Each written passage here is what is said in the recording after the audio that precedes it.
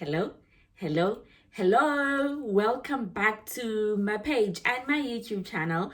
My name is Tumeka Hankerman, and this is my page, The Anxiety Princess, where we're talking about everything that has to do with mental illness. We're tapping into our emotions in order to determine what is causing our mental illness, what has brought us here, what is happening with us. So we're basically just exploring different things in order to determine whether they could actually be the reason why we're going through this season of mental illness. It's good to be back. Like, it feels like when I didn't shoot for 1 week, it feels like I haven't shot in a long time. And I hope you guys actually enjoyed the break and you took time to actually just, catch up on the videos, catch up with your own mental illness without me prompting you to, and just, finding things to do. I want this page to be a source of information for you, but I also want you to develop your own ways of coping with your mental health. So I hope you took time to try and use some of the tools that we're getting, incorporate them into your routine in order to develop your own basically way of coping. So it's been March is a roller coaster ride for me. I'm currently working. I just got off the phone now with my team, so I need to go back and work again. But I just thought, you know what, let me shoot this video because I had promised to shoot a video, and because I'm shooting today, I'm not going to shoot next week. Then I'll shoot that week. And now I was actually thinking that week that it might be, I think it's Easter weekend. I'm not sure if I'm going to shoot that weekend because I don't know where I will be. Whether I'll be home, I'll be here. So let's just see how it goes. I'll keep announcing on the page, basically. So before I get into the topic for today, let me just firstly welcome the new people and to say, we reached 500 followers, so we are now on 500 and something, but we basically reached a very big milestone in this channel. I honestly did not think that I will reach 500 followers within a space of 4 months of having this page. And actually, my thing was that create a page, give people information about anxiety based on your experience, and then whether you get a good reaction or not, like, maybe someone else, one person will walk out of this whole thing fulfilled with the information I'm giving. But I didn't think 500 people were actually going to drop in, like the page. And, so I'm really grateful that people are coming in. And I know that, this is not really an attractive topic that we're discussing here. Like, I know people don't want to talk about mental illness, guys. Like, no one wants to talk about it. Like, I know people would rather I be doing something in fashion and how I put my looks together and things like that. But, I feel as though that's so done and dusted. I feel as though each person needs to define their own sense of style. So I can't really tell you that, this is how you should dress and things like that, because you need to be your own person. You can't dress according to how I dress, kind of thing. So I just thought this one, it's a topic where a lot of people are going through the same thing, but a lot of people don't want to talk about it. So let's talk about it. So congratulations to me. Congratulations to you for reaching the 500 milestone. I'm really proud of myself, and I'm really proud of you guys, because it's through the fact that you're sharing the content that I'm putting out here. You're sharing the page on bigger platforms. So I'm really grateful, and thank you so much. Cool. And then just a disclaimer to the new people, I am not an expert in mental illness. I have not been trained, or I'm not a doctor, I'm not a psychologist. I haven't been trained to deal with mental illness. I'm purely someone who lives through mental illness. I was diagnosed with anxiety almost 2 years ago. On the 18th of March, it's going to be 2 years since I suffered my first panic attack. So it's purely me sharing my experience basically with the world. So that's basically what's happening here. So please do not feel as though this channel needs to replace your responsibility to go to the doctor, to get their diagnosis from a professional, and to follow through with your healing journey, which includes therapy, medication, digging deep. So those things you still need to do, and then let this be an additional resource in your healing journey. Cool. So I think the video is not gonna be long today, I think. But I just wanted to touch on basically a very big subject, which I've been getting the question quite a bit, and I was scared to do this video because this is not what the page is about. But as I was thinking about it, I was like, the page might not be about this thing, but this thing is part of my life. So if I'm sharing all the details of my life, my grief, my marriage, and things like that, let me share my religion as well. Let me share what I believe in.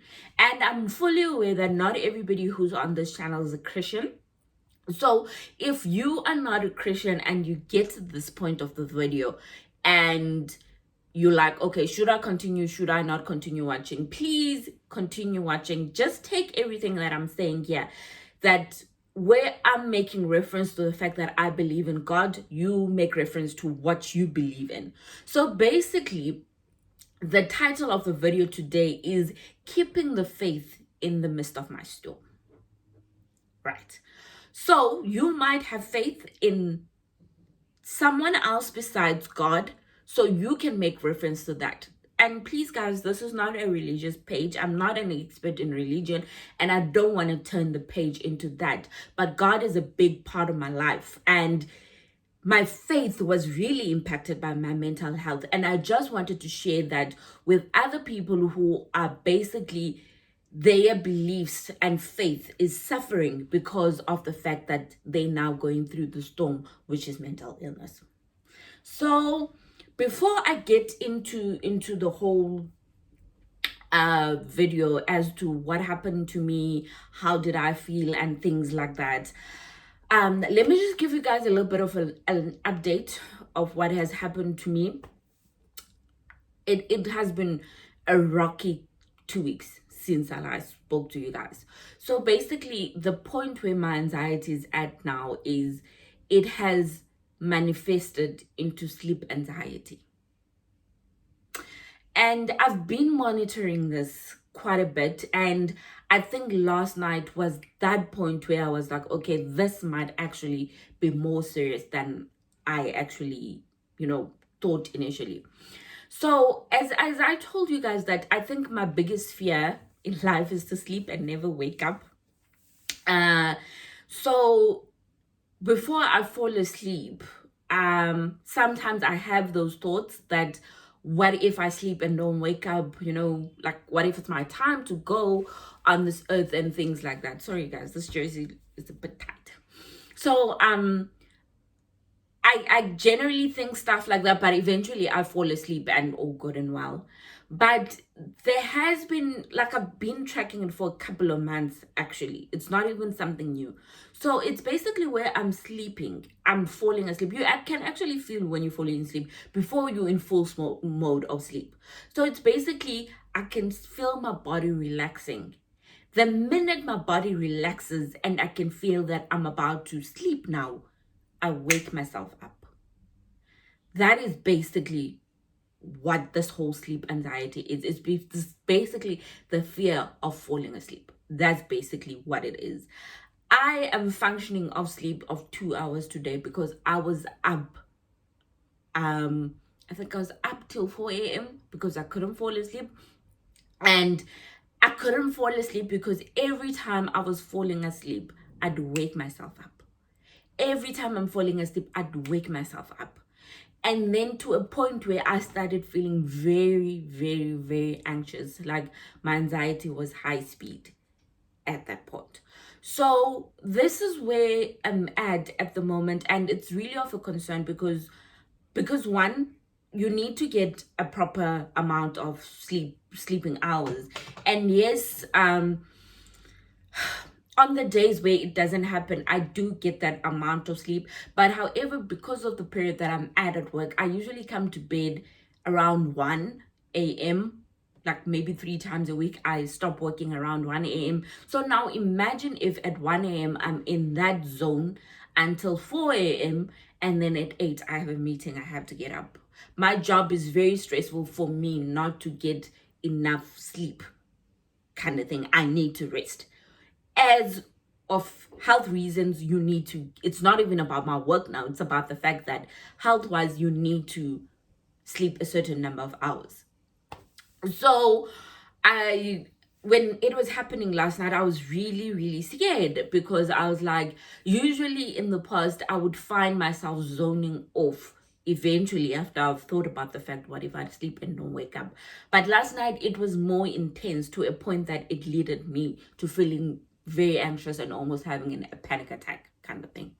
So with all that said, that I actually started thinking maybe I need to go back to counseling, because this is something new, and obviously this is something of concern. It's not like it's gonna get to a point where I dread coming to bed, and I don't want that. I'm married, I have a husband, I wanna bond with my husband, I wanna come to bed, I wanna rest, things like that. So yeah, yeah. So can you see, you would think that you got it figured out, but in actual fact there's more things that come into life. So you need to pay attention to things that change in your mental journey. Like initially for me, it was the fear of going outside, the fear of doing things outside, and obviously anxiety is centered around fear, so there will always be a new fear coming into being. So this is the new one, and I don't like it at all. So with that said, I think I might need to go back to counseling. So that's just a bit of a life update kind of thing. Work is intense. I'm starting to question my career choices, and I kind of need to make a decision around that, whether is it what I need to be in because of what I'm going through. So yeah, I've been thinking quite a bit, and someone asked me a question on, was it Thursday? On Thursday, whether am I ever gonna tap out on meds, and I explained that yes, I want to tap out on meds, but I don't know if now is the right time. So now when I started having the sleep anxiety, I'm like, is it really the right time for me to tap out on my meds? Because if I wasn't on my meds last night, I think it would have turned out worse than it did. So yeah, I know I said I will share the journey with you guys when I do tap out on my meds, but yeah, that's sort of a life update of things that are happening with me. So as you can see, I am going through the most at the moment, but I trust God. It's confusing. It's a confusing journey, but I trust God will lead me to the right destination, basically. Cool. So let's get into the video. I am so thirsty.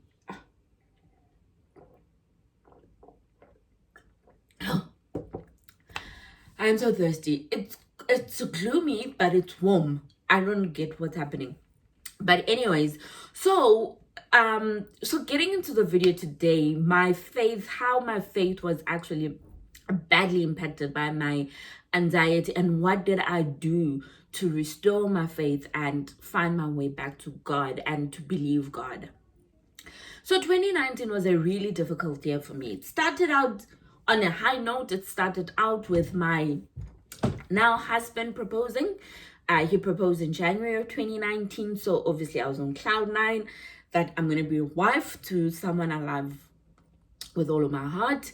And we went back to Ireland, back to work. He proposed while we were at home for the holidays. We went back to Ireland for work, and obviously it was Feb, and then in March, that's when I had my first panic attack. So obviously from March up until the end of the year, my year was just a battle, a constant battle with myself, with God, with everyone around me. So the first thing that I sort of was a struggle with me is, I have my book here, so I jotted down a few things, but mostly of what I'm saying is going to be coming from a little bit of what I'm thinking at this point. I kept questioning God as to why me. Like, I felt as though, like, God, I am at this point in my life where it seems as though things being structured, like when my husband proposed, almost it shows that our relationship has gone through all these stages, and now we're finally ready to make a lifetime commitment. Do you get it? So there's a result that has come out of that journey of being together, that we are going to be husband and wife.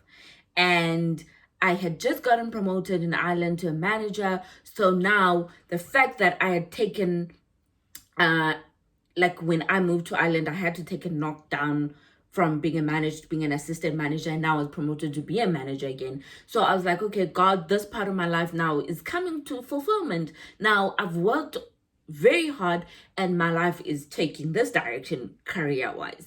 And I felt as though generally I have a good handle on how stress is like. So God, why me?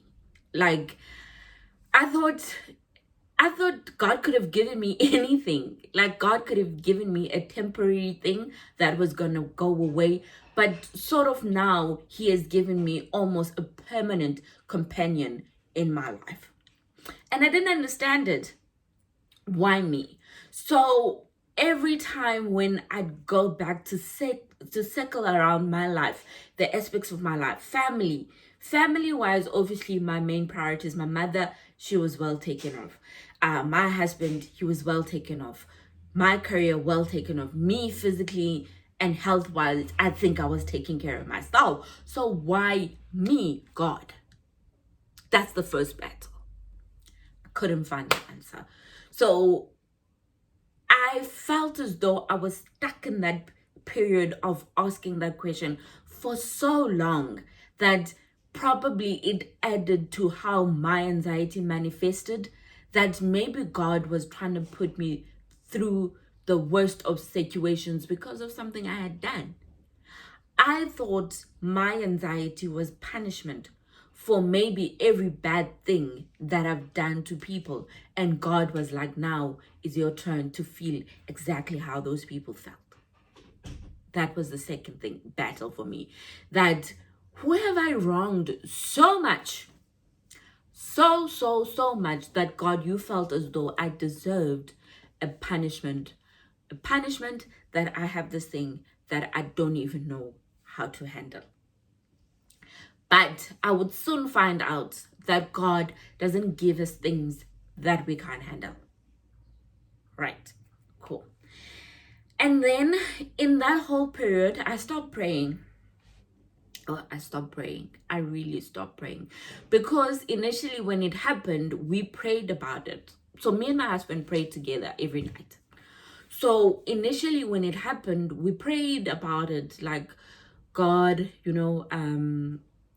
this is basically the diagnosis that I've been given. You've given me this and I trust you to work with me.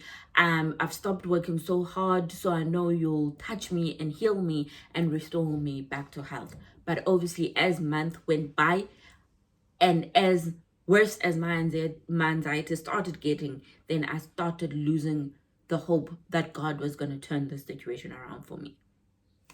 So I stopped praying because I didn't understand that the same God I had prayed to about everything that has happened in my life, that I begged and begged that God take this away from me, couldn't do that for me. So I felt as though God had let me down in this case. Right. I stopped praying, and for a couple of months, I prayed. Don't get me wrong, I prayed. We still continued with our normal prayer every night, but I don't think I meant my prayers. I think it got to a point where I was no longer incorporating anxiety into my prayers to God because I thought God had failed me there. He did not want to heal me. And I don't think my prayers were genuine at that point. And yeah, I prayed, but I didn't mean my prayers. So that is basically my whole battle with religion, with faith, with belief in 2019. I didn't understand why God had chosen me. I didn't understand why the same God I prayed to each and every single day couldn't do this one thing for me. I believe that the people I've wronged in my life, this was the payback. And to a certain extent, I wanted to accept it because I felt as though I deserved to be punished. But to another extent, I had asked God for forgiveness for all those things I've done to people, but yet God couldn't say, I have forgiven you. Therefore, I'm taking away your punishment. Do you get me? So that is the battle where I was. So within 2019, I remember I had me and my now husband, we had a disagreement with things that have to do with our relationship. And obviously we were going through a quite of a rough time. Yes, we do go through rough stages. So we were going through this rough time. And I think there was a point where we were like, maybe it's better if we part ways. And, you know, in a belief that if we were meant to be, we'll kind of find our way again. And then told my mother-in-law about it, and she suggested that we watch Pastor Michael Todd's video. So at the time, Pastor Michael Todd was doing the relationship series. So we watched that. Videos, and a lot of things kept transpiring out of those videos. One, it became evidently clear that we were meant for each other. That when God had planned our lives, we were bound to make an entrance in each other's lives. And I believe my marriage is scripted in a book that God said, this book, when it comes to love, I'm scripting you, this boy that I made for you, to put a smile on your face forever. My husband is a godsend. My husband was designed and manufactured by God for me, specifically for me. So it became really evident in watching those videos from Pastor Michael Todd that, you know what, we wanted to be together. We wanted, you know, to be in this together. But that's a story for another day. And then that's where, actually, if you and your partner want to watch something that will build your relationship, I suggest you go watch the relationship series by Pastor Michael Todd. It lit up our eyes. We were woke. We were woke in religion. We were woke in love. We were woke in God. And we wanted to lead our relationship according to the word of God.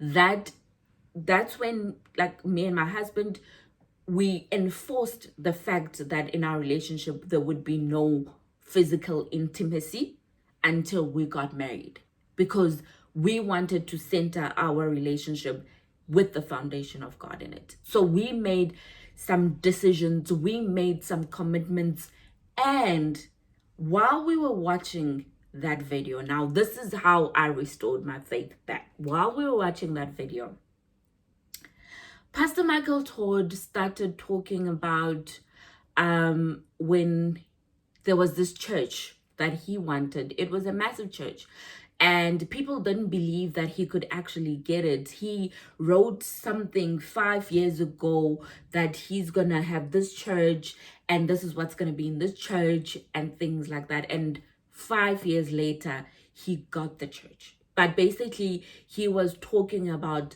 speaking things into existence, planting a seed, and God just makes it blooms. Basically, he was talking about faith, believing in God. I remember we were watching that, and I remember me crying so much while we were watching it. And I cried. I think I wasn't crying because I was hurt. I was crying because that's the God I know. And that's the God I've come to believe in. But yet, in my journey of hardship with my mental illness, I forgot that God. I forgot that all the things that God had done for me. I forgot that every time I prayed to God, He delivered. I thought he didn't want to heal me.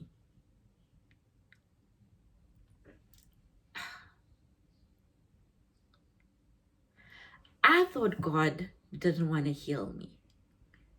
But in everything that God has given me, He has taught me the principle of patience. Nothing in my life came easy. And when I think about all the things that I prayed for and that I got a couple of years later, when I had forgotten, and now I was doubting God's faith because I wanted Him to heal me immediately. So while we were watching that, and the power of belief and being patient and waiting on God, I cried so much. I remember I cried so much. And in that instant, that's when I decided to give my life to God. That's when it happened. I remember me and my husband sitting up and praying so hard in that moment. That was probably the strongest moment in our entire relationship we've ever had. Because in that point, I felt this contentment and acceptance of my mental illness. I felt as though, God, I understand. I understand. Whether you heal me or you don't heal me, but I understand what you're trying to do in my life. I understand and I accept it. I'm content. That day changed the course of my entire mental health journey. I stopped asking God, why me? In the sense of, why do I deserve to be sick? I started changing how I was asking the question, why me? To, God, what do you want me to do with what you have given me? Who do you want me to touch with what you have given me? And here I am. I'm doing it now. God, what is the lesson here? I'm not in a rush for you to heal me. I'm not in a rush for you to heal me. Because I know when your time comes, when the time is right, the Lord will make it happen for me. So that day changed everything for me, that I accepted my mental illness. I felt content. That was the strongest moment in my relationship of 7 years, that where I felt as though God sealed my relationship. God sealed us. God sealed my mental illness in me. God sealed the question. God sealed the questioning mind. God sealed the doubt and said, I don't want this in your life. I don't want you to live your life according to how you're living it, where each and every day you feel as though I failed you. I haven't failed you. I'm teaching you something. So that's the first thing that happened in my journey. That's my testimony of how I got to the point where I am. And as I was in that journey, I think I sort of forgot that journeys come with a lot of confusion. But remember, it's a journey. It's not your final destination. It's not where you land. And I believe, for me, that God hasn't taken me to the destination yet. I don't believe this is where I'm supposed to be. God is going to heal me. I know that. And I'm not in a rush. I'm not rushing God. I pray about it that, Lord, when the time is right, place your hand in my life and heal me of this. I've learned the lesson that you wanted me to learn. But the time is not right for you to put a permanent healing in my life. It's fine. It's the journey. We're walking the journey together because you're leading me to the destination where I'm supposed to be. That is God. So, you are going through this season.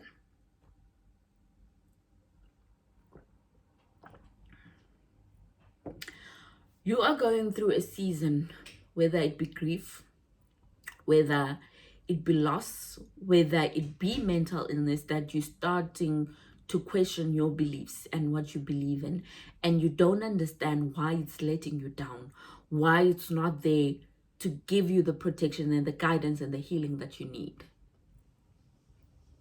and now all of a sudden you don't believe in it. Remember all the good things that God has done for you, all the things that you've prayed for and he delivered on a silver platter for you. Why would he now want to harm you? So that moment of watching Pastor Michael Todd live through patience with God, believing in God, and having faith in God changed the existence of what happened to me, that it restored my faith.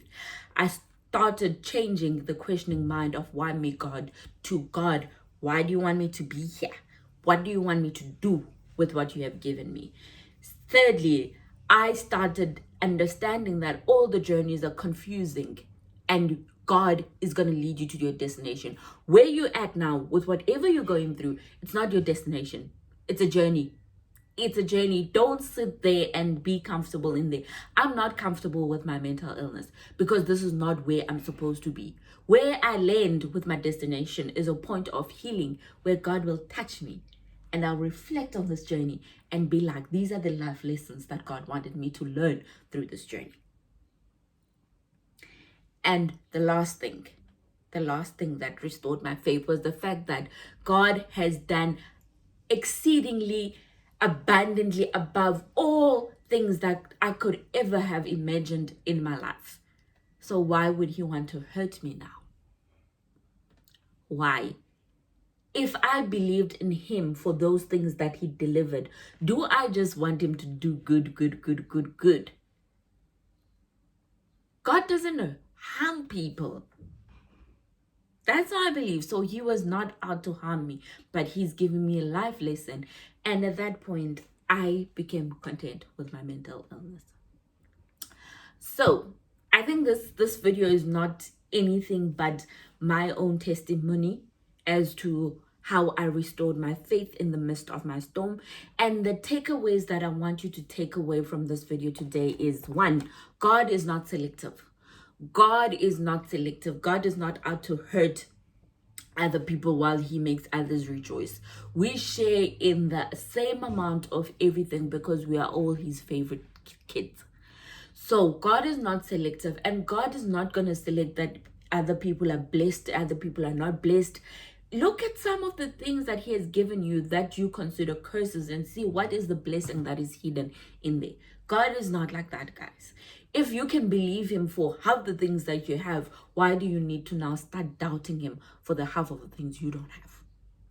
Second thing, you need to stop dwelling on the why me in the context of am I being punished?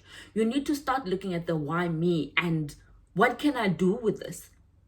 God gives you things that have greater magnitude. God gives you things that he wants you to start utilizing to heal, to lay hands on people, to touch people through what you say. So now ask God, why me? What do you want me to do with this? That's your second takeaway. And the last takeaway, remember, this is a journey. It's not your final destination. Don't rest where you are. Keep walking. Keep asking him to lead you to the direction where your destination is at. And God will do exactly that. Cool.